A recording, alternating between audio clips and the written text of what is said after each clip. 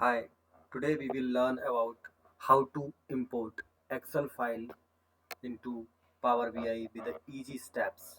So I have opened Power BI file here and I want to import one Excel file which is sales 17, which is this data. So let's start. So just uh, import Excel file into Power BI.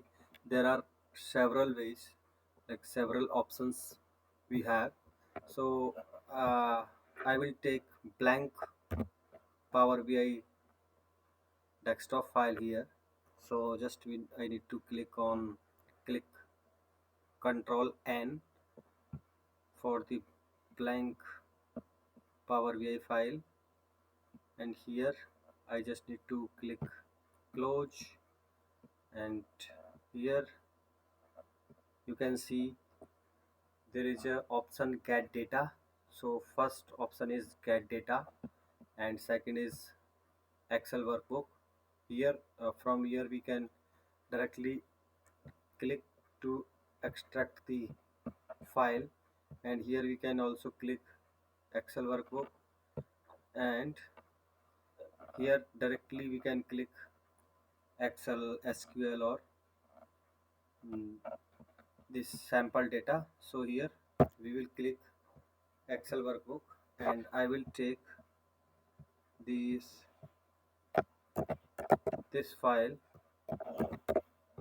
and change to all files, and sales 17 file. Here it is processing the file, and here we will transform the data if we want. Otherwise we will click load here, and it is processing and importing data into the Power BI, and it has been imported.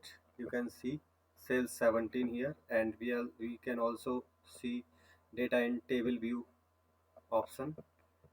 Here there are columns: order date, stock date, order number, product key, customer key, territory key, order uh, line item, order quantity. So this is how we import Excel file into the Power BI. Thank you for watching.